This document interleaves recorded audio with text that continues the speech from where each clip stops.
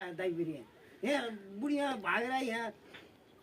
भागेर आयो भगाएको के को भाउनु यहाँ रातभरि सुत्नु दिँदैन यसले ले बाबा क्या हो मलाई रातो सुन्दिनस् क्या हो भन्दाखेरि नि यहाँ लाजे म त हजुरहरूको अगाडि के चिजहरू कराउने यस्तोसँग म बस्छु म 1 बस्दिन 2 बस्दिन 3 बस्दिन ल ल्याएर चुपचाप भने जे पाए त्यही नभन ए नानी यसले के रातभरि कुटी गर्छ हो रक्सी खाएर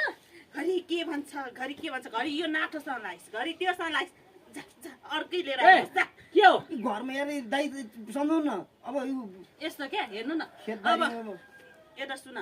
म भन्दा अब जेठो छ नि त म कान्छी छु अनि त्यहाँ अर्कैसँग लाग्यो कि भनेर कपाल थारो पार्छ जति भनेपछि यदि राम्री बुढी घर हुँदै तँ अर्को बाहिर केटीसँग आएछस् क्या हो छैन म त फेरि उही लाएर त मलाई त्यस्तो भने हेर चराएको सिंह जस्तो बनाएको आमामा हजुरबाउ बन्ने बेला भइसक्यो यस्तो छोरी समानको स्वास्नी लिएर आछ अलिकति लाज शरम भन्छ कि छैन रातभरि सुत्नु नदिने भाइ मलाई त तँ रातभरि के गर्छ भने सुत्नु दिनु र नि मलाई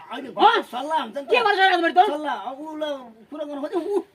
ऊ मात्रै गरेर जतिखेर पनि कहिले कुरा सुन्नु त रक्सी डुङ गनाउँछ त गनाउने ठुटुन कहिले हेर्नु जान कति नै राम्री भन्ने हेर्ने राम्री होइन साथ माग्नु पर्यो मुख धुनु पर्यो नुहाइ फ्राइ गर्नु पर्यो यो कपाल के हो ए भयो छोड ए यस्ता धन्न तिमी कसरी यस्तो जोडेर टिकेर बस्यो भने